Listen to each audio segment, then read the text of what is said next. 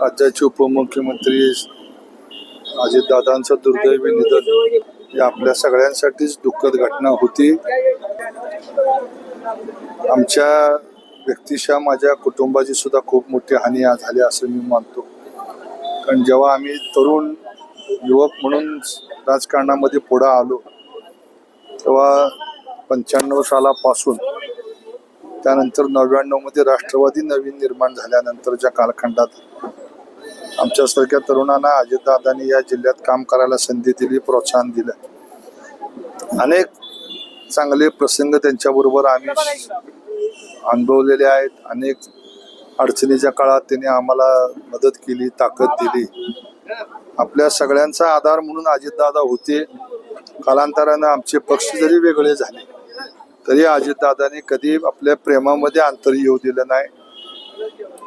प्रत्येक वेळेस जातीनं विचारपूस करणं, कुटुंबाची विचारपूस करणं, अगदी मोठ्या मालकांच्या दुर्दैवी निधनाच्या वेळेस सुद्धा हॉस्पिटलमध्ये असताना त्यांनी फोनवरनं त्या ठिकाणी चौकशी करून काय मदत लागली तर सांगा. म्हणजे असे कौटुंबिक होतेच, राजकीय तर होते.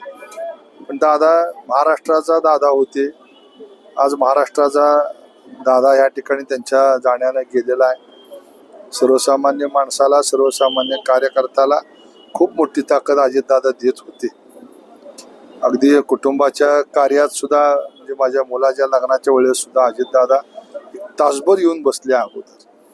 म्हणजे अशा पद्धतीनं एक मैत्री जपणारा असा हा नेता आज आमच्यातनं आपल्यातनं सगळ्यातनं गेलाय. राज्याची हानी आहेच, त्यांच्या कुटुंबावर तर खूप मोठा दुःखाचा डोंगर कोसळलाय.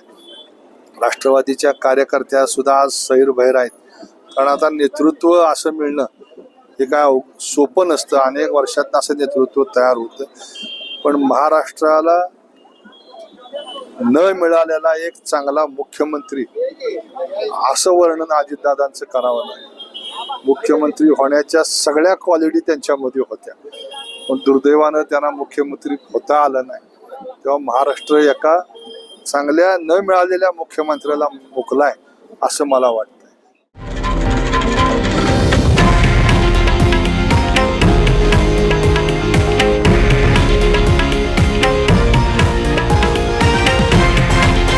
हे आहे देशातील नंबर 1 न्यूज नेटवर्क आणि आपण पाहत आहात TV9 मराठी, एकमेव.